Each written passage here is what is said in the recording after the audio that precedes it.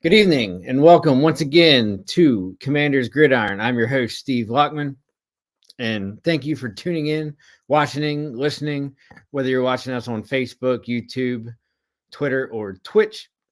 It's greatly appreciated. And as you know, this is our first time in 3 weeks that we've done the show. Unfortunately, last week I had to work at the firehouse, do a shift there, which is very non-conducive to doing a podcast, because we never know when we're going to get a call and the bells will go off. So more than likely, we're not going to make it through the whole hour. And unfortunately, the week before that, had a little meltdown with the little one right before we were about to go on the air. I think it was like 30 minutes prior. So I didn't want to chance it and not be able to get across with some good sound quality and information for you guys, as always, as you're tuning in. So here we are 3 weeks later.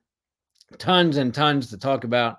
As you know, on and off the field, the Commanders are always in the news for something big, small, relevant, irrelevant, lost streak that we're riding on right now, stuff off the field, coaching changes.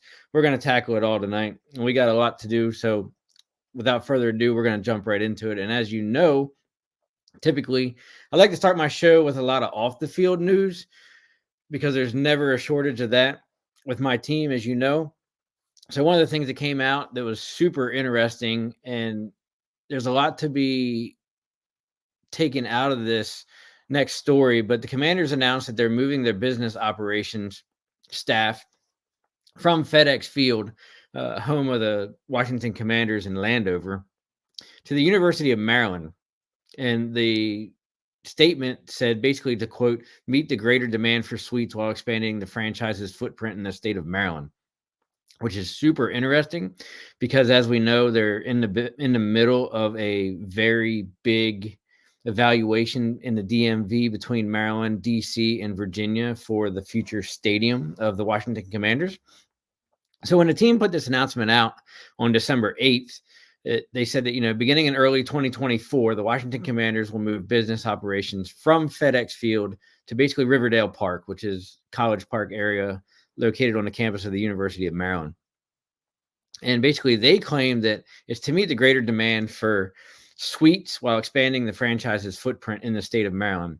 So it leads you to believe, for the most part, that they're kind of gearing more towards, in the interim, until a new stadium is basically completed around 27, 28, that, look, they're going to be invested in the area. They're going to be invested in the state of Maryland and where they currently are until a final new stadium is built.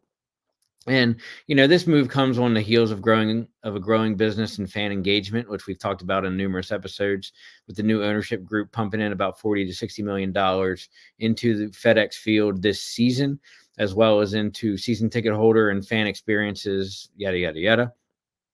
And look, that growing business for the Washington Commanders has included 13 new sponsors, which is a 20% increase in the season, along with a 20% increase in the team's season ticket holder base, even though this season's results haven't been very fruitful. But it's also resulted in the sellouts of all 2023 home games to date. So, as President Jason Wright stated, Commanders fans are eager to support their team, and we're dedicated to ensuring the best experience possible both on and off the field. So moving our headquarters will provide exciting new spaces to take in home games, and will provide for greater collaboration for our business staff and partnership with the University of Maryland, which is kind of interesting. And as I alluded to, they said that they, basically commented on the fact that they've already made that $40 million initial investment in upgrades to fan experiences at FedEx Field, as well as facilities there. And, they're actually redoing a lot of the suites there as well, basically to pay homage to, former Washington legend, U.S. military services, as well as kind of like more retro-ish type suite themes as well. So, for those of you that are going to be curious, the University of Maryland's Discovery District is actually going to be where the new offices are going to be located. This location was chosen to foster the connection between the university, local businesses, and the community.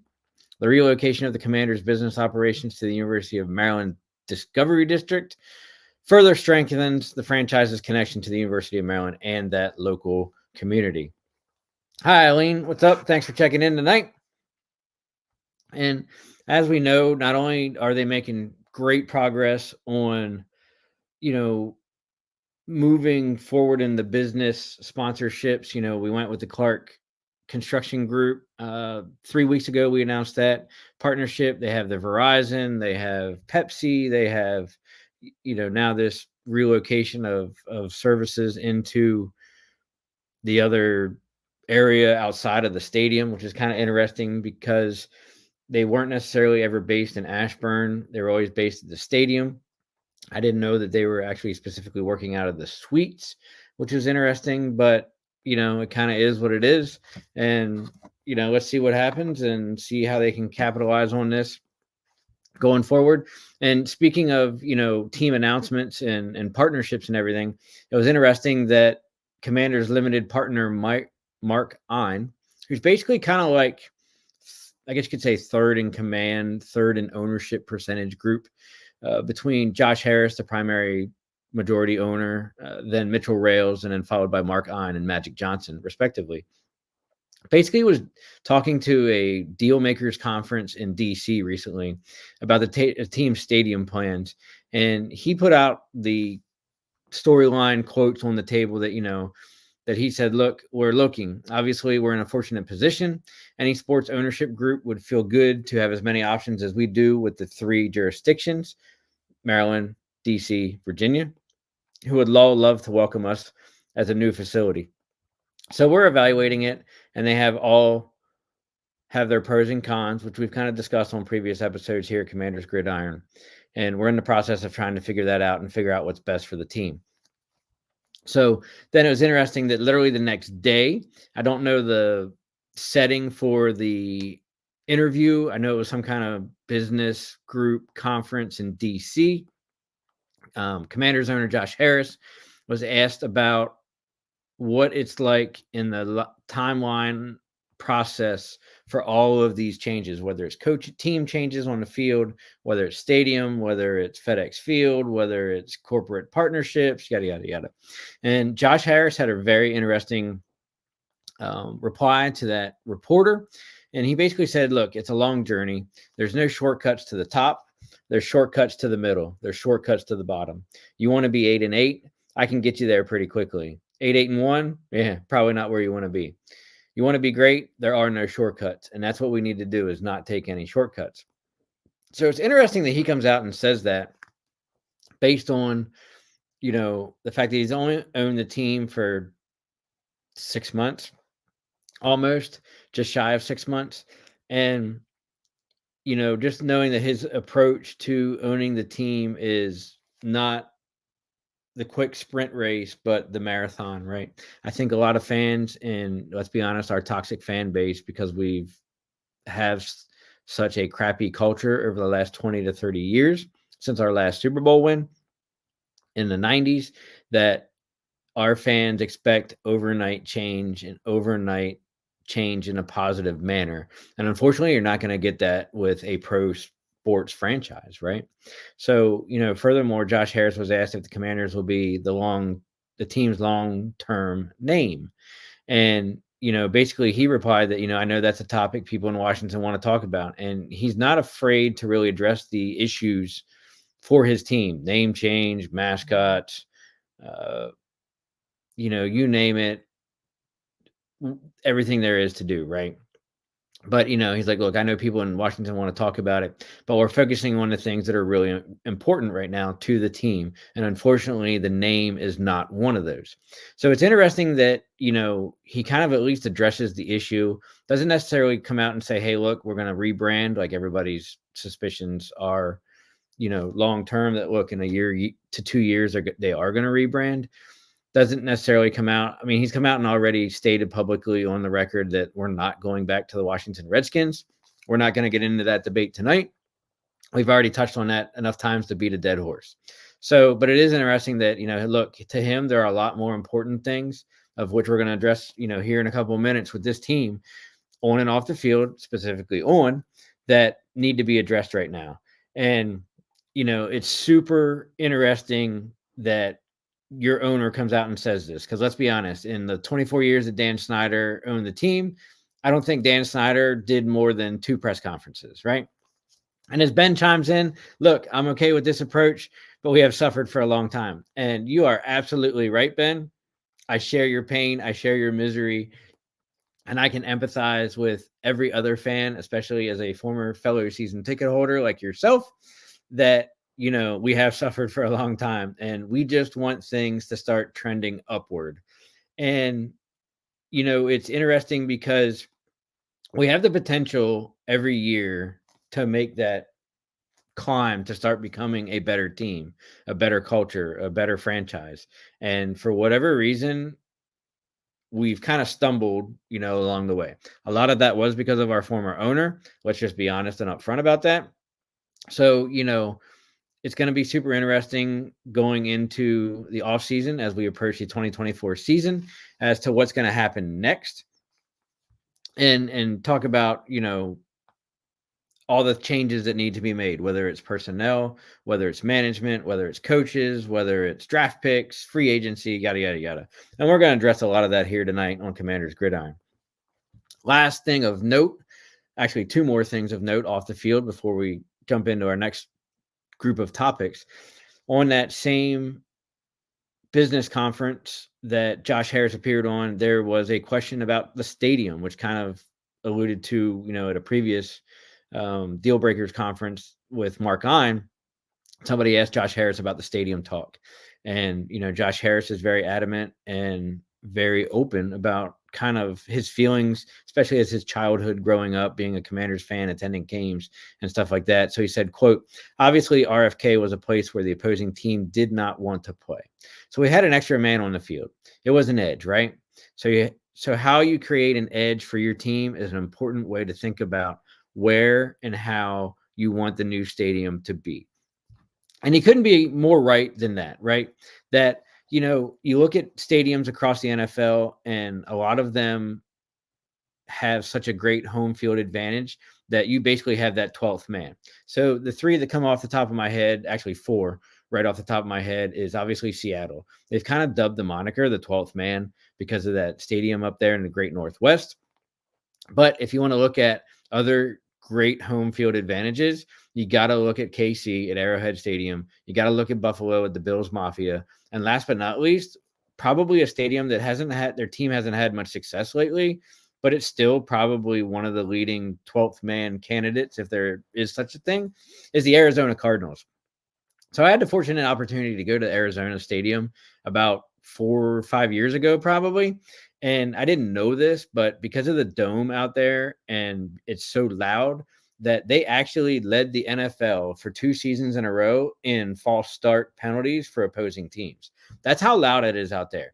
And when you can take that moniker for your team in the stadium, that you basically cause the opposing visiting team so many false starts that you lead the NFL, that has to be considered, right up there as part of the 12th man for your team and give you some home field advantage. And I think that's the environment that Josh Harris and company wants to create with wherever this new stadium is going to be, whatever it's going to look like.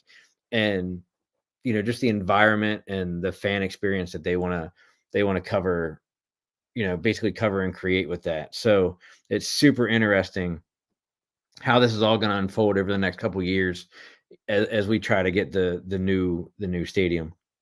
Last but not least, in the off the field news, it's kind of interesting, but the Commanders Vice President of Public Affairs, Joe Maloney, is actually leaving the team, it was announced, to become the SVP, the Senior Vice President of Strategic Communications for the American Gaming Association. So while the guy may not have a big name and a lot of people don't know who that is, and they're probably like, oh, who gives a crap, or where he's going or why, He actually did some really pivotal work for the Washington Commanders off the field, which is why this is our last topic of off the field news here at Commanders Gridiron. But Maloney led the team's government policy work and basically worked the two big areas that he accomplished the most in over the last 2 to 3 years was to get into the sports betting market for DC, because as you know, FedEx Field, as much as we're known for shitty stuff, FedEx was actually one of the first stadiums in the NFL to actually have on-site live sports betting once the NFL allowed that to happen. And also he led, the lobbying effort for the bill that was approved to put RFK back on the table as a stadium option. So it's super interesting that, this guy, even though, most people probably didn't even know who he was before this happened, and, his connections to the team and what he did. But, he's had kind of that big impact off the field that, to the team was kind of invaluable. So, hey, they're gonna have to find somebody else to kind of lead that legislative lobbying effort, networking effort, as they engage each jurisdiction to figure out what they're going to do for a new stadium. Hey, buddy, it's Paul's checking in from good old Knoxville, Tennessee, down there. Good Lord. Down there. He probably don't know which way is up, down, left, right. But safe travels getting back to Pennsylvania, my friend, as you deal with everything that's going on down there. But thanks for checking in tonight. And, it's interesting that as there's tons of news off the field, probably the biggest news, because we've been going on our hiatus for, now 3 weeks, was the significant coaching changes that the Commanders made over the last 3 weeks. So as you know, we're currently on a, oh my goodness, 4-game losing streak. Lost count because we're probably so bad. But, we faced the New York Giants and lost. And there was a lot of criticism and calls for not only Ron Rivera's removal, but Jack Del Rio and probably some other people as well. However, as kind of we knew, even though, the roars were loud on social media from our fan base, as well as some local media and radio shows, yada, yada, yada, that, I kind of knew that wasn't going to happen after the Giants game. Why? Because we're going to turn around on a short week and go into Thanksgiving facing the Dallas Cowboys. Now, knowing that we probably weren't going to beat the Dallas Cowboys in Dallas on Thanksgiving, I kind of thought that would be the perfect opportunity going into the long weekend, that there would be some kind of coaching changes. Not exactly sure which ones, who, why, how, or what, but, something was going to happen. And my buddy Dave Yarnell, one of the co-hosts of them 215 boys, checking in. Hey, buddy, how are you? Thanks for watching tonight. And I was actually, don't tell Paul this, I was actually rooting for your Cowboys the other night, only because I prefer the Cowboys more than I do the Eagles. And I'm glad you were able to basically stomp them up and down the field one side and up and down the other. So thank you very much. I appreciate that. So one of the things that, was a result of our loss to speaking of the Dallas Cowboys, was on Friday, actually around lunchtime, it came out that Jack Del Rio, as well as the defensive backs coach, who I kind of actually forget his name, and it's actually a long name and I don't want to mispronounce it, but they were both canned by Ron Rivera. And it's super interesting because, look, as we said the previous week, Washington lost 31-19 to basically a crappy New York Giants team, who's actually kind of been getting on a hot roll here with like 5th string quarterback Tommy DeVito. And it's interesting because, I guess before the season started or in training camp, Washington actually offered DeVito a contract as an undrafted free agent or something like that, for more money than what the Giants did. But, hey, he's actually having some success that, is working out for New York right now. So, hey, they're going to ride the hot hand. But then, as I said, we turned around on Thanksgiving on national television and dropped a goose egg to the Dallas Cowboys, 45-10. So then it becomes, hey, look, what's Ron Rivera, what's Josh Harris going to do? And, I think that Ron Rivera kind of saw the writing on the wall, that if he didn't make changes on Black Friday, that Josh Harris would, number one, and number two, that if he didn't, those changes could include him in some way or shape or form. So, it's being reported, or it was reported, that basically Rivera contacted Harris with his plan of changes. And those changes included firing defensive coordinator Jack Del Rio and defensive backs coach Brent Wieselmeyer. It's interesting that, Wieselmeyer was a casualty of the coaching changes for 2023, but it's certainly not expected, right? Our secondary has looked like Swiss cheese all year long. And one of the things that was super interesting was we had an awesome coach in, I want to say Chris Harris was his first name. His last name was Harris, who actually went to be the Bears assistant defensive coach, I think it was, or defensive coordinator for the Bears this year. And we should have never left him out of the building. But unfortunately, Rivera didn't want him for whatever reason. I'm not sure why. And brought in Brent Wieselmeyer, who actually worked with Jack Del Rio when Del Rio was a coach in Jacksonville. So, it's all about networking and where you've worked for what coach when and where in the NFL for any given team, right? So it's super interesting that, look, as a result, Harris didn't have to fire the coaches with 5 games left. Rivera did it for him. So, it's still super interesting, or speculation, probably is the better word, that, look, Rivera's going to be gone at the end of the season. Come Black Monday, January 8th, 2024, when head coaches and coordinators in the NFL get pink slips, we can basically say without doubt that Rivera is going to be on that list, which then creates, the big vacancy here in DC. And it's super interesting because when the news broke on that Black Friday that Jack Del Rio was being fired, Jonathan Allen, who's one of the defensive team captains and probably one of the popular guys on the team, minus a couple other standout fellows like McLaurin or Sam Howell or whatever, has a local appearance every week on the Sports Junkies on DC's 106.7 The Fan. And basically they were asking his opinion about Jack Del Rio and, kind of the environment on the defense there. So he's like, look, we play in a production-based world and in a production-based league. And he's not wrong about that by any stretch of the imagination. And when the defense is playing like we played, heads are going to roll, unfortunately. Allen said, he goes, I do not believe Jack was the sole reason we are where we are, but as the guy who leads the group, you're going to get the blame. You're basically going to be the scapegoat, right? It's part of the business. It sucks, but at the end of the day, we get paid to perform. And if you don't, changes are going to be made by either the coach or by management. So Allen said he didn't notice anything during in-game execution or game preparation that caused him to strongly disagree with Del Rio's procedures. And he added there is blame to go around for everybody on the defensive unit when it comes to his firing and not just the defensive coordinator. There's nothing he did that I largely disagree with, Allen said. As players, I think we could have performed better for him.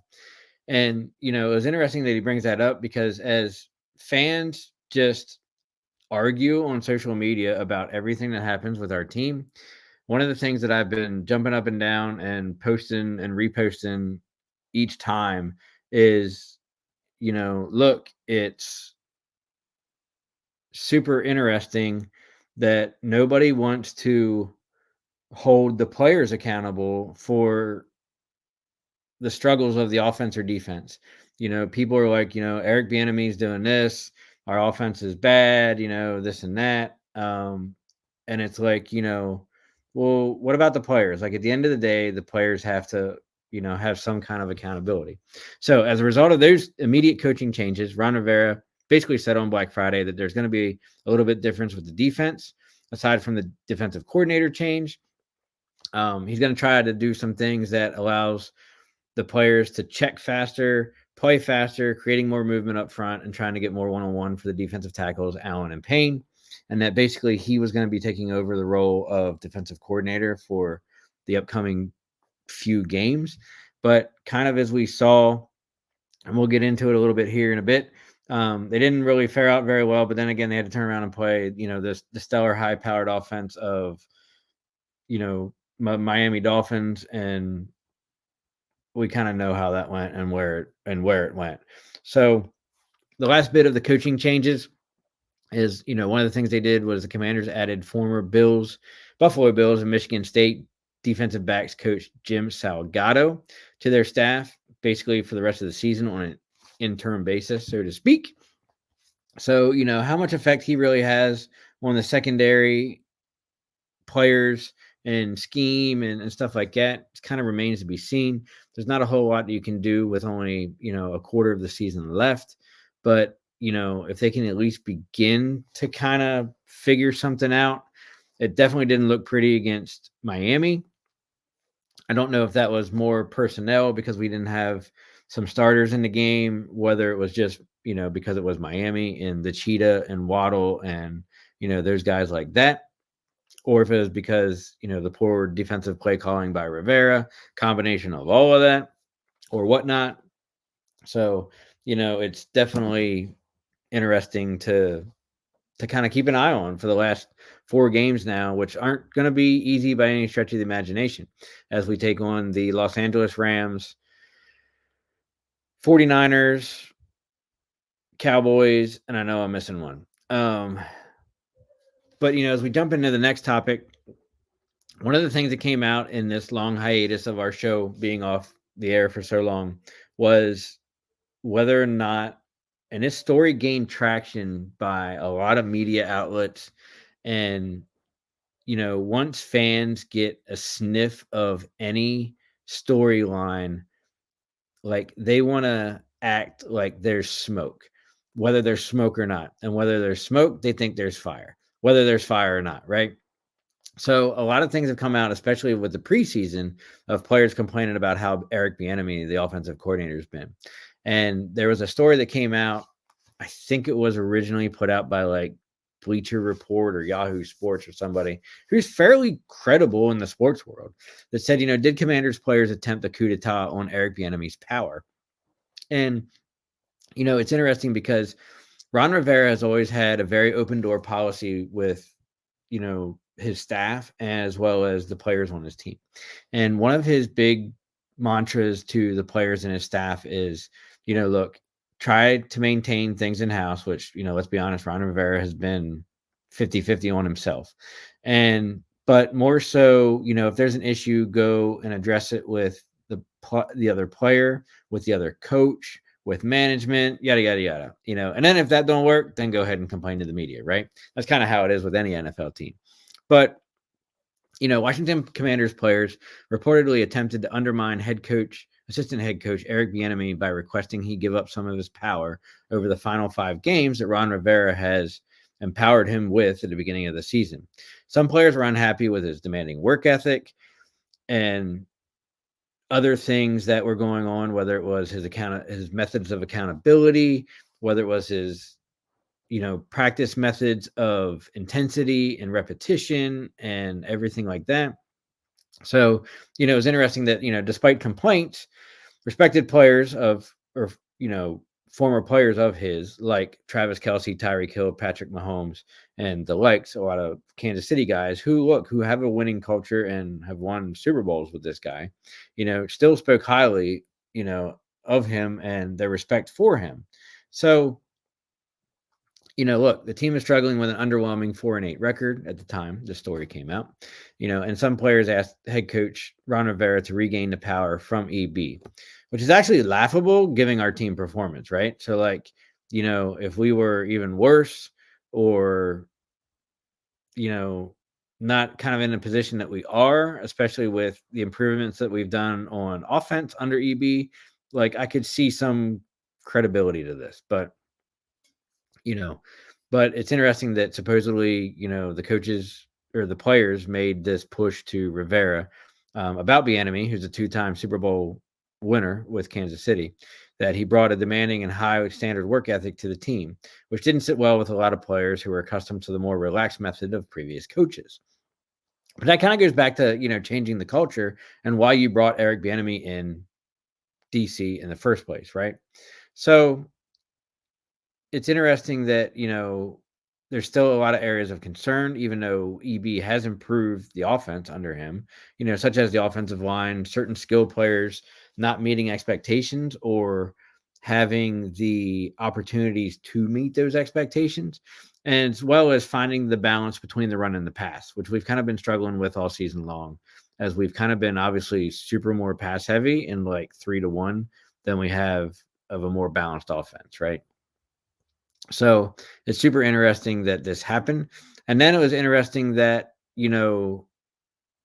the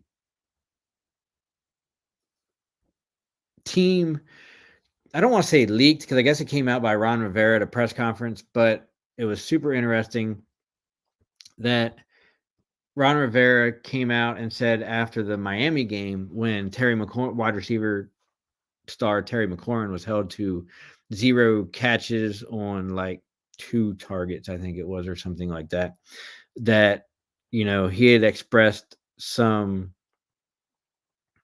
concern slash frustration, I think is probably the more appropriate word, with what's going on. And, so immediately a lot of people jumped over Terry McLaurin and saying he was one of the people that was trying to basically run this coup against EB.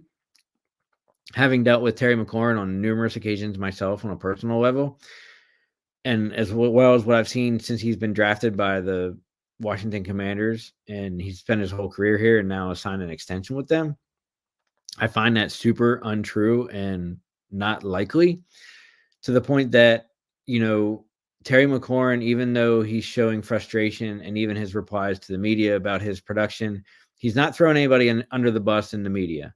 Kind of like Patrick Mahomes up until this last game here the other night. Won't blame his own players, won't throw them under the bus, won't blame the coaches. And Terry's not the type of individual that will undermine a coach for the benefit of himself or the team. He's always been a super team player. So I think there's a lot of other people. And, as Brian Mitchell, former player, radio show host in DC, said, look, if people have these complaints, then be public about it and put your name behind it if that's how you really feel.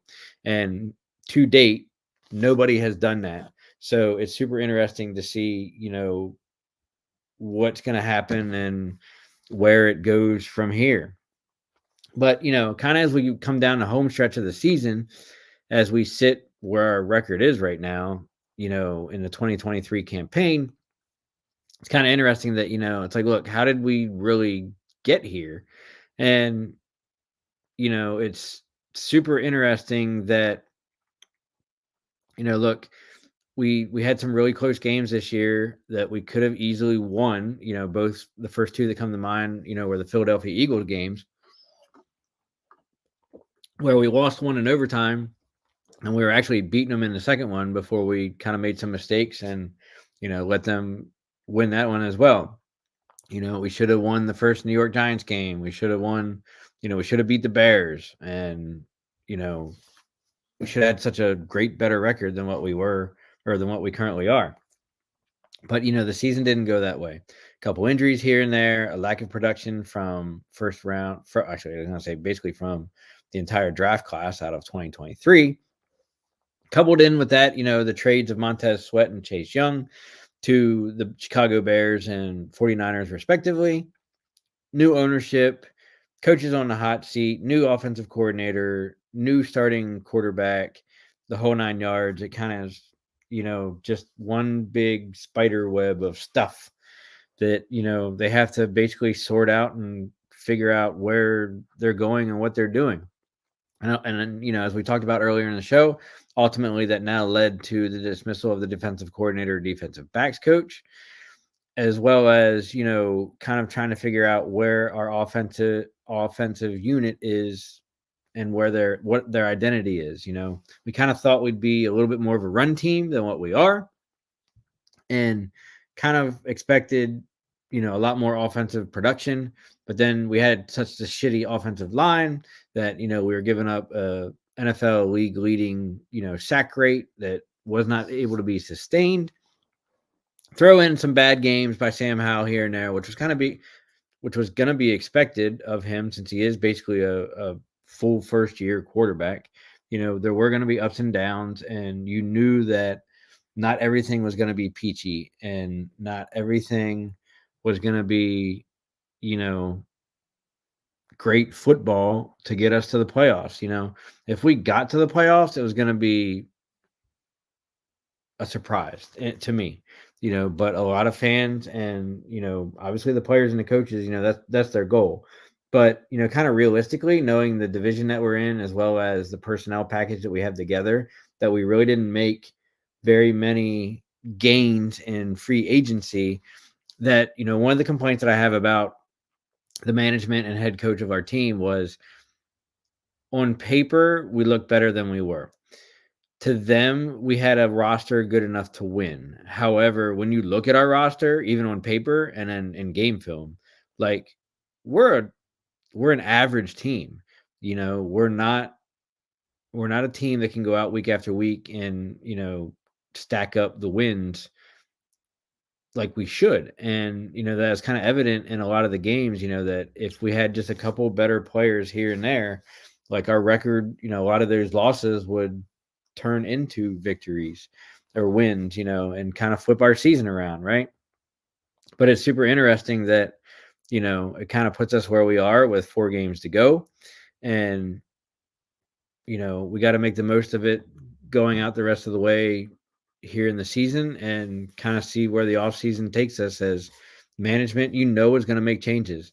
Don't be surprised if Martin Mayhew, who's the GM, is gone. Martin Herney, who is like the vice president of personnel or whatever his title is, basically assistant to the GM, is going to be gone too. Ron Rivera is going to be gone. More than likely, as much as I hate to say it, EB could be gone too, because I'm not necessarily sold 100% that he's going to be given the head coaching position here in Washington. There's actually rumors going around already that he's going to be replacing Eberflus in Chicago. Of course, it's always rumor, because you never know what's going to happen, especially when rumors start, especially when the season's not even over yet, much less get into Black Monday in January. But, for us and this team, it's super interesting to see where is this team and where they're going to go. But one of the things that makes it super interesting about our team is that, look, the Commanders GM and head coaching openings will be hot commodities. And you're going to find people that want to be the head coach and the GM of our team, which is super awesome, because we haven't had this since Dan Snyder bought the team, right? So why do I say that? Is because you're going to have like 7 good things, pros that, while there certainly may be cons to the team in those 2 positions, the pros are definitely going to outweigh the cons, right? So number 1, we're going to have over 90 million in 2024 cap space to spend, which, to any team and management and people in position, like that's an awesome number. And I saw a stat yesterday that the NFL projected the salary cap to go up approximately 14 to 15 million for 2024. So that number, before we rework any contracts, like Jonathan Allen, Payne, even some of the other guys that, can have the room to have their contracts reworked to add some more cap space, we're probably going to be looking at about 105 million minimum in cap space, which probably could go to about 112 to 115 with the reworking of contracts for 2024. Number 2, we have a top 5 draft pick for 2024. As of yesterday, and it's super interesting, as of yesterday, well, I should say last night's doubleheader Monday Night Football, and the Giants winning and the Bears winning and some other pieces kind of falling into place. That top 5 pick that we had 2 weeks ago after the loss at Dallas actually has us sitting at number 4 for the 2024 draft. So it'll be super interesting what we do at that spot. I certainly don't see us trading down, only because we have 2 second-round and 2 third-round picks this year. But where they choose, or who they choose to use that pick on, is certainly the hot topic of debate right now. As we know, with a lot of regime changes, not necessarily ownership groups, but you could kind of lump that into this group here. New owners, new GMs, new coaches have a tendency to bring in their own quarterback. So will the Commanders go for one of the top 4 quarterbacks in the draft at number 4? Are they going to go for offensive linemen, particularly the kid from Penn State or Notre Dame? Or are they going to go, are they, God forbid, if Marvin Harrison does decide to go, Marvin Harrison Jr. decides to declare for the NFL draft and not return to Ohio State, is he going to fall to number 4? Does Brewers from Georgia fall to number 4? They got a lot of good options at number 4. The problem is we have a lot of holes and needs to fill. So I definitely don't want to be in that war room on draft night in April to figure out what we're going to do at number 4. Number 3, as I just alluded to, we got 3 picks in the top 40 of next year's draft, 5 in the top 100. Head coach and GM would love to have that, right? Number 4, the new ownership group basically starts with a clean slate. As we know, Dan Snyder always meddled in draft day decisions. There are more than I could sit here and share with you that, has come out on the record that the head coach, Jay Gruden, Shanahan, Schottenheimer, you name them, wanted to go in one direction with a first round draft pick. Dan Snyder picked up the phone and said, "Hey, we're not doing that." So to have a clean slate and somebody like Josh Harrison Company, they kind of has that vision. It's great to know that, you're, for the most part, and hopefully you're probably not going to have ownership meddling in your draft picks as much or to the extent like we did with Snyder. Number 5, we have the new stadium coming. Just got to bear with us that we have FedEx Field for about another 2 to 3 years, and then a new stadium long-term will be coming down the road. Number 6, look, it's a beloved team in a major media market. So whether you want to admit it or not, even though it may not be biggest by population, DC is still one of the biggest sports media markets in the United States. Typically it's New York, LA, Chicago, probably even throw Atlanta in there, even though their team product isn't necessarily the greatest, kind of like ours. But, look, DC is one of the hot sports media markets and major media markets in the country. And that's got to be attractive for a head coach and a GM. And last but not least, the young quarterback with a huge upside in Sam Howell. And, look, Sam Howell has definitely proven that he can do what he needs to do to be a starting quarterback in the league. And he definitely shows a lot of upside. Yes, we're having some growing pains this season, interceptions, pick sixes, turnovers, the sack rate. There's so much that we can fix on the short term to set that kid up for success and not long-term failure. So, of course, as a lot of people conjure up with these coaching changes, there's the short/long list already of possible head coaching candidates for the DC position, once Ron Rivera gets fired. And we'll talk about this over the next coming weeks. We'll talk about this on probably the day after Black Monday when, we break the news that Ron Rivera is fired. But before we address each one individually, some of the people that have already made the short list of candidates for the head coaching job is Ben Johnson, the Lions offensive coordinator, Frank Smith, the Dolphins offensive coordinator, Press Taylor, Jaguars offensive coordinator, Brian Johnson, Eagles offensive coordinator, Bobby Slowick, the Texans offensive coordinator, Shane Walden, the Seahawks offensive coordinator, Kellen Moore, the Chargers offensive coordinator, who was previously the Dallas Cowboys offensive coordinator, and then three defensive coordinators in Brian Flores, Dan Quinn, and Evero from Carolina. But you can kind of see where people want the head coaching to go, right? And that's kind of more towards the offensive coordinator side of things than going the route of hiring a defensive coordinator, head coach. Now, it has worked out for the Houston Texans this year when they hired D'Amico. But, typically for the most part, where you're seeing the most success in NFL teams is when they're hiring their head coach who was or is their offensive coordinator.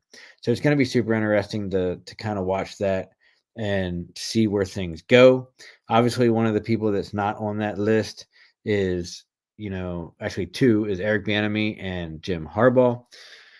I don't think, if Jim Harbaugh does not return to Michigan, he's not going to be coming to DC. And number 2, it'll be interesting to see what happens with EB, whether or not he gets a true shot at interviewing and becoming the head coach here, or whether the team ownership kind of moves on from him. It's going to be a big dynamic, to watch as all of this offseason goes. But, where would this team be without putting out a letter, email, all of the above, 2 weeks before Christmas, that new ownership group is raising the season ticket prices for 2024 by an average of 8.9%. Keep in mind that was, quote, the average of 8.9%. I've seen on social media, have friends and coworkers who are fellow season ticket holders. I did not renew last year because of the season ticket increased price and some other personal reasons. But, there's been people that's like, hey, look, my seats haven't increased, which is interesting because they didn't increase all of the tickets. So allegedly, they did not increase the season ticket prices for the 400s, the nosebleed section, all the way up at the top of the bowl. But the people that felt it the most was club level and 100s, not necessarily 200s, but club level and the bottom bowl and down in the 100s, right? They apparently saw an increase anywhere from 15 to 23%, which, knowing what I paid for when I was a club level season ticket holder and knowing what some of the people are paying now because of this new increase is like, holy crap. Like, I don't know how they do this, but, it's super interesting that the team decides to come out with this literally right before Christmas. And I see kind of why they do it. Obviously, they want to recoup some of their money that they've spent on the team, on the stadium and everything like that. But for what the team has put out and on as a product on the field for this season, and especially the timing of it being 2 weeks before Christmas, I honestly think that the team could have done it a lot more in a diplomatic manner to put the season ticket increase out if they were definitely set on it being an increase. Put it out after the new year, put it out, beginning of January, and run your renewal period until March or whatever.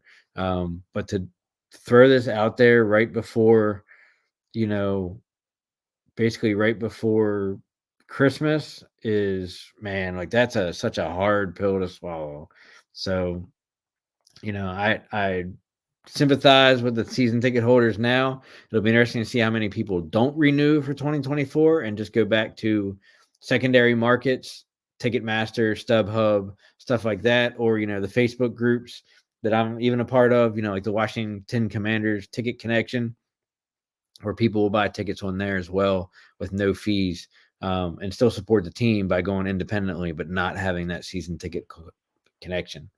And speaking of finances, time in our show to hit up our sponsors here at Out of the Box Sports Network. And the first sponsor up is attorney Big Al, Jason Fine, at 1-800-HURT-123. That's attorney Jason Fine, aka attorney Big Al. For all of your motor vehicle accidents, slips and falls, workman comp, personal injury claims, has 3 convenient office locations throughout Pennsylvania and New Jersey, located in Philadelphia, Cherry Hill, New Jersey, and Pittsburgh, PA. Give Jason Fine a telephone call for your legal needs. Mention that you saw us here at Out of the Box Sports Network, and he will hook you up and try and do his best. Remember, if he doesn't win, you don't pay. And you can reach out to Jason Fine, aka attorney Big Al, at 1-800-HURT-123. Monkey Cult Coffee with their newest blend, the organic blend Peru La Florida. Jump on to monkeycultcoffee.com. Use promo code OOTB Sports for your online discount, where you can get 4 flavors now: bourbon chocolate chip, toasted coconut rum, Sumatran blend, and as I previously mentioned, their newest blend, which is organic blend Peru La Florida. Log online, get all of your coffee supplies, get your cups, get your mugs, get your grinders, get your t-shirts, and use that promo code OOTB Sports for your online discount at monkeycultcoffee.com. All right, as we jump into the second half of the show, which is actually shorter than the first half, one of the things that we always talk about here at Commanders Gridiron is kind of where we were in our previous game and then kind of looking forward, right? And we won't spend too much time on the recap because we saw the game last week against the Miami Dolphins. When you spot a high profile and prolific, dangerous offense, 31 points in the first half, to your 7, it's not going to have a very favorable outcome, right? And unfortunately, that's what we did. We basically let the cheetah, Tyreek Hill, um, out of his cage, run around the field like he wasn't on a leash at all. I think he had some crazy number, like we let him have like a 70-yard touchdown, an 80-yard touchdown, whatever. And we'll get to some of his stats here in a second. But, we knew it was going to be a hard game, even at home against the Dolphins. But, going against that great defense and good offense, it definitely spelled disaster for us. I kind of thought we'd put up more of a battle than what we did. But, it just is what it is. And, our offense didn't have the opportunity to do very much. We weren't on the field very long. Sam Howell was only 12 of 23 for 127 yards, no touchdowns, and 1 interception. And, it was interesting because, Brian Robinson led the way rushing, obviously, 7 carries, 53 yards. Would have loved to see him up around the triple digits, but it kind of is what it is. Curtis Samuel led the way with 4 receptions for 65 yards. And, when you carry that over to, what the Dolphins did in their high profile offense that they do every week, except for last night when they laid the egg. You know, Tua was 18 for 24 for 284 and 2 touchdowns against us. And, we know they have a great running game as well. And a chain had 17 carries for 73 yards, 2 touchdowns himself. And, like I said, we let them have the cheetah run loose. He had 5 receptions for 157 yards and two touchdowns. So, when you do that, you basically aren't going to be able to keep up no matter what happens, right? And like I said, unfortunately, Miami started out the game with a 78-yard touchdown pass to the cheetah, up 7-0. Turned around, kicked the field goal, 10-0. Sam Howell did what Sam Howell does, threw a pick 6, unfortunately, to Van Ginkel. Basically, I kind of read after the game, too, that it was interesting that he said, and this will be something to look at as, the team preps each week kind of moving forward. But he said that he picked up a tendency on film that said if the tackle and guard did a particular move, they were going to do a pass play and to a certain side, left or right. He just happened to know that it was going to be a pass play, happened to read Sam Howell, quick throw, is going to be like a quick dump or a running back screen, and it was a short pick 6 for 33 yards, put him up 17-0. Sam Howell did have a 1-yard touchdown run, so our team made it 17-7. And then, of course, Dolphins came right back. Tyreek Hill, 60-yard touchdown pass from Tua. Mostert, in that prolific running game, when the Dolphins have like 4 of the NFL's fastest guys on their offense, Mostert only needed 1 yard to run in, made it 31-7. Look, then the other running back kicked it back in again, 38-7. Sam Howell had another running touchdown, 13 yards, make it 38-15. And then actually they had the 2-point conversion.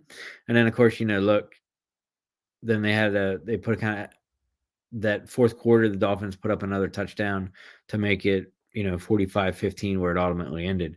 But, when you get outgained 245 yards to 405 total yards that the Dolphins have, the Dolphins pretty much put up 400 yards every single game. So it's just a matter of whether you can try and contain that to some extent. It came down to a matter of, look, we needed to have ball control, ball possession, and long sustaining drives. And we did none of that, right? So, look, we only had 107 yards passing, 138 yards rushing. And, we only averaged 4 yards per play. And, when you try to do that against the Miami Dolphins, it's going to spell disaster. Look, we were 1 for 1 on 4th down. We were about just under 50% on 3rd down efficiency, which wasn't bad for us, considering we're usually hovering around the 30 to 40% on 3rd down efficiency. As far as plays, we were almost equal to them. The problem was, look, when you give up a 70-yard touchdown, 60-yard touchdown, a pick 6, blah, blah, blah, blah, blah. So basically in 3 scoring plays, they took 2 plays, one of ours, to make 21 points. You're not going to be able to keep up with that. look, we did do fairly well offensively, which we've gotten better since we've made Sam Howell allowed to get rid of the ball quicker on offense, made some offensive line personnel adjustments, did a little bit better scheming. We only gave up 3 sacks to the great Miami Dolphins defense, but we did punt 5 times, right? We only had 3 penalties, which is kind of good. Typically we're in the 5 to 10 range. So, only seeing that we had 3 against the Dolphins was actually pretty good. Obviously, we didn't have any fumbles, which was huge on us, but we did have the 1 interception. 1 interception was huge when it's a pick 6. And I think it's like Sam's 3rd game in a row that he had a pick 6, which is not good at all. And, something that, look, we're going to have to deal with, as part of that whole new quarterback and growing pains of Sam Howell and everything like that. So, we got to see where we're going to go. So that brings us to next week's game. As we come off the bye week, we're going to take on the Los Angeles Rams. And, one of the things I love to do is I look at the preview for the next week's game is what that team did in the previous weekend. And the Los Angeles Rams went into Baltimore and went toe-to-toe with Baltimore, right? And for all intents and purposes, they should have won the game in Baltimore, but they lost in overtime 31-37 to the Baltimore Ravens.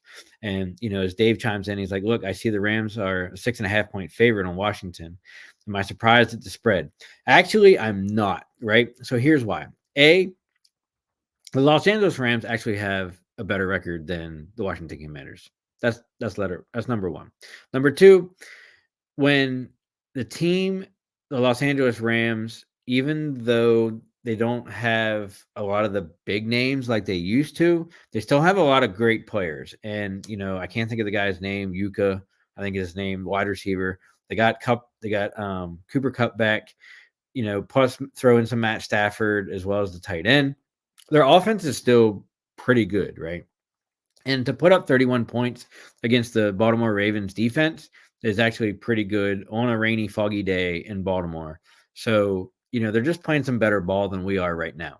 So knowing that the game is in LA, they're going to get 3 points for being at home. So technically, they're only 3-point favorites because I'm pretty sure the game is in LA. But let me double check that real quick as we keep talking.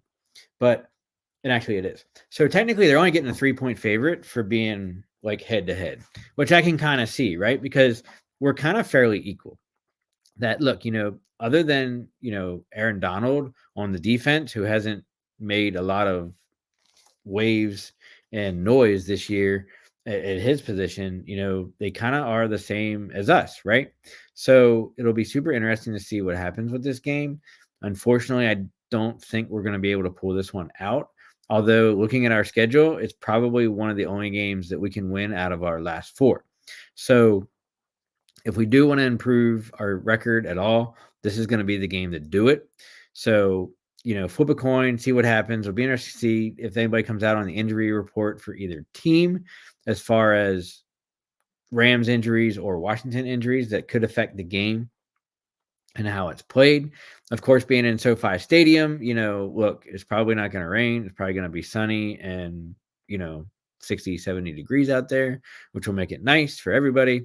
But, I don't necessarily even think that, look, even if we do win, I don't think it's going to necessarily adjust or change our draft stock for 2024. So worst case, we're still going to be at number 4. We may drop to number 5. I don't even think that's going to happen because the Bears are playing really good ball right now, and the Bears have the number 5 pick behind us, legitimately number 5 pick, because their number 1 is actually Carolina's from the DJ Moore trade in 2023. So, the Bears are playing some great ball right now, and I don't see them, although they do play Detroit this coming weekend. So Detroit is a tough team. It's in Chicago, but, a lot of ramifications on draft. But, back to the Rams Commanders game. It'll be interesting.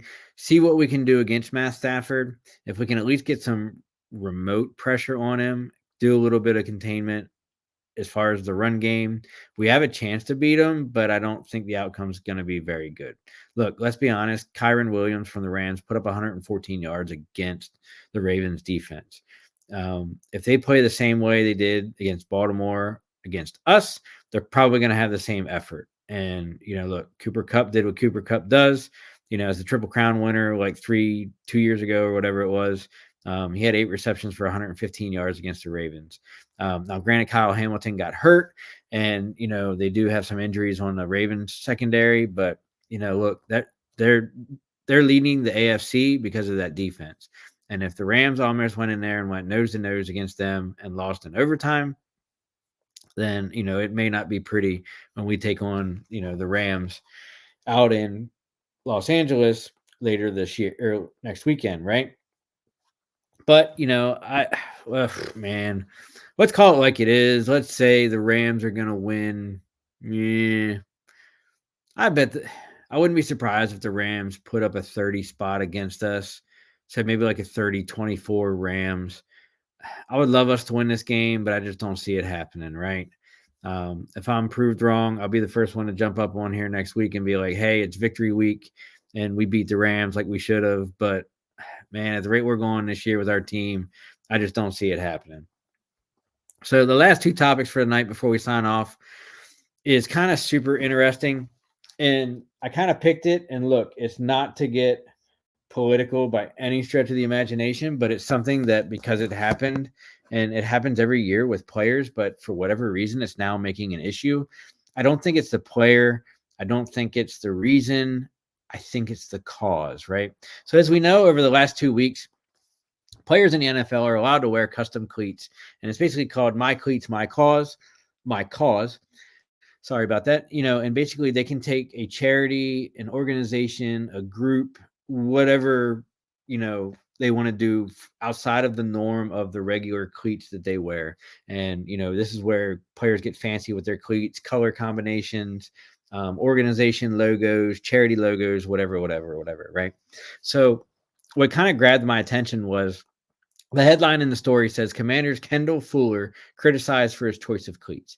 And I was like, oh, wow, like that. Like, well, first off, that never happens, right? People could really care less about what cleats the players wear, especially during My Cause, My Cleats, because it's kind of like independent to them individually, right? You see, the different cancer group cleats, Boys and Girls Club cleats, players will put their foundations on their cleats, Salvation Army, like you name the cause, it's probably on somebody's cleat in the NFL over this time period. And I was like, man, okay, so now I got to figure out why people are giving cornerback Kendall Fuller, who's probably one of our better secondary players next to Cam Curl, why they're criticizing him for his cleats. And it's interesting that, this criticism came out after the loss, the 45-15 loss to Miami, because that's when Washington did their My Cleats, My Cause game, because it was at home. And, look, he's not being criticized for his play on the field, which a lot of people do throughout the season, right? And myself included. If we're putting a crappy product on the field, I'll sit here on my show and call it a crappy product and point out the players that are being pretty shitty about their play. But unfortunately, this wasn't it. And, basically, for those of you who don't know, Kendall Fuller is a basically local player. He graduated from Virginia Tech, played cornerback there. He was drafted out of the 3rd round out of Virginia Tech in 2016 by the Washington Redskins at the time. And, look, now he's being criticized for what his choice during the NFL's My Cause, My Cleats campaign. And, look, basically, Kendall Fuller, who's in a home game against Miami, was wearing cleats like many other NFL players to support a cause dear to them. And the cause he chose to support is the Fellowship of Christian Athletes. And, like I said, normally people don't care and don't give a crap about what player has on what their cleat. I couldn't tell you last week or the week before what the Dallas Cowboy players wore on their cleats, what the Eagle players wore on their cleats. I probably saw them. I probably saw them on Facebook, probably saw them on X, probably saw them all over, and okay, moved on, right? But because Kendall Fuller decided to put the Fellowship of Christian Athletes, who he actually mentors through and, does some time and mentorship through, he basically was blasted on social media and some radio TV programming because of that choice of organization. So then it becomes apparent that, according to basically the Super Bowl Nation, that the basically LGBTQ group was basically coming out and blasting Kendall Fuller because he was anti them, right? Because he had the Fellowship of Christian Athlete cleats on. So, look, he's found that organization to be helpful for him individually. And, he wanted the voice of support for the group. And, he's being accused of supporting that anti LGBTQ group because it didn't match with what other people hold in their values, right? Which is kind of interesting because, that group basically serves, let's be honest, their stated values, according to them, is integrity, serving, teamwork, and excellence. Yes, they are basically a Christian based organization, but, the player next to him, and I'll just throw out an example, it's not necessarily the case, but Cam Curl or, Forbes or somebody else in the secondary, literally right next to him could have had, LGBTQ shoes on. Wouldn't have made a difference. So look, as I said, this isn't a political thing or topic to come into tonight. It's about the fact of everybody having acceptance for each individual's right to express what they want, when they want, and how they do it, right? And the NFL gives the players the opportunity to one weekend a year, one game, one home game, to kind of express themselves and the causes and organizations that are important to them. And it's kind of a two-way street, right? That if you're going to support a player on the team, then you kind of also have to respect the causes that are important to them and the ones that they support in return. Okay, look, I get it. Kendall Fuller is probably not going to be your spokesman, but does that mean that you basically have to go out and all but boycott Kendall Fuller because he wore a particular pair of cleats? Obviously not. So, as I said, it wasn't necessarily anything to get political about tonight, but it's just something that grabbed the headlines and grabbed my attention because in all the times and years that I've been a Washington fan, and through the Redskins, the football team, and Commanders, I have never seen a controversy come out about the My Cause, My Cleats for a Washington player about the group that they were representing on their cleats. And it just kind of shows the world that we live in now, that we can't be tolerant of other people's beliefs and supports just because they're different or differing from us as what we may want or believe in as individuals, right? And does it bother you that somebody else has a different pair of cleats on for an organization that you probably don't support? No. Are you going to lose sleep over it? No. Okay, then keep rolling. As Pat McAfee says, how you doing? Keep it moving. Just keep on moving, and it's a non-issue. But for whatever reason, they made headlines in DC last week because of his cleats. So it's just something that I thought is super interesting because it never happens. I don't see it, or maybe it doesn't make the news on a national level in about the My Cleats, My Cause in the NFL. Maybe it does in other NFL markets. So if you're a fan of another team, especially in our division, and have issues like, does Philly or Dallas or even the Giants, have issues with cleats and what they wear? I mean, look, New York's probably the biggest market in the country, and you don't see issues or storylines being brought up about what cleats those guys are wearing. So why is it all of a sudden an issue with Kendall Fuller in DC for the Commanders? I don't know. Just keep scrolling. No issues there. Keep doing what you're doing for every NFL player, and there's no issues. Last but not least, before we come off for tonight, super interesting, but I'm happy to say that that the NFL released their list of semifinalists for the 2024 Hall of Fame. Once again, London Fletcher is on that list, former linebacker for the Washington Redskins, never played for the Commanders before the name change.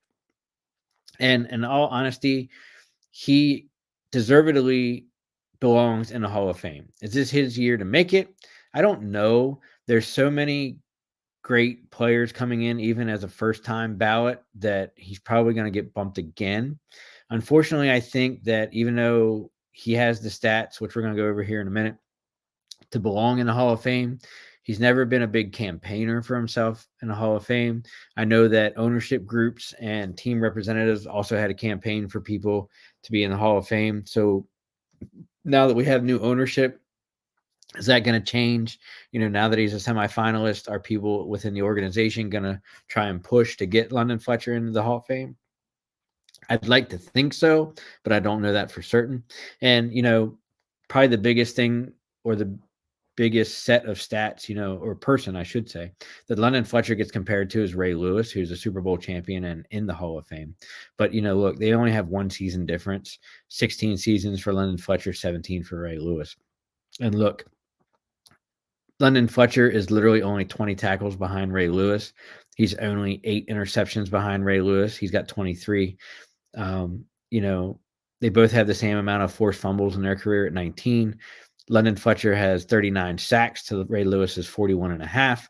And, just because of, like I said, the notoriety and, he played a couple years in Buffalo and I think the Rams, but, he played a solid almost 10 years in DC. He only made 4 Pro Bowls, but, back then, run stopping was a lot bigger than, the pass happy league that we're in. So linebacker was a lot more competitive. So, he definitely has the stats and the validation to get into the Hall of Fame. It's a matter of whether he will or not, right? Unfortunately, I think that he's probably going to keep getting passed up until he makes it to the senior vote, where, as we kind of know with Joe Jacoby, who should be in the Hall of Fame, Joe Jacoby made it up to the finalist in the senior vote, but unfortunately was voted out. I think, unfortunately, no hard feelings here, but they voted Steve McMichael in, kind of as, not to get mean, but the sympathy vote for him for this year specifically because of everything going on with him. But, Joe Jacoby belongs in the Hall of Fame. And I think that, unfortunately, London Fletcher is going to keep getting the axe because each year new stellar guys are becoming Hall of Fame eligible. And, London Fletcher is probably going to have to make it off the senior list. But, he'll get in the Hall of Fame. It's just a matter of when. And, so now we have 2 former Redskins and Joe Jacoby and London Fletcher that should be in the Hall of Fame by now, but they're not. So, it'd be great if they could go in together. That'd be pretty awesome.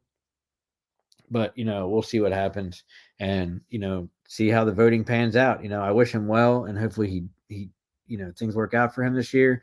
But unfortunately, it's kind of like our team winning. I just don't see it happening. So with that being said, next week we're going to have the recap of the Los Angeles Rams game out at SoFi Stadium. We're going to preview the Washington Commanders at the New York Jets. That's coming on Christmas Eve. There's rumors already that Aaron Rodgers may be, keyword, maybe, returning from his Achilles injury in time for that game. Still speculation about that, but we're going to forecast that game. We're going to recap the Rams game. As always, there's always weekly news between tonight and next Tuesday as well. But as always, thank you for tuning in tonight. Thank you for watching. Hit that like, follow, subscribe button on all of our platforms at Out of the Box Sports Entertainment. And I will see you next Tuesday evening at 6:30. Have a good night.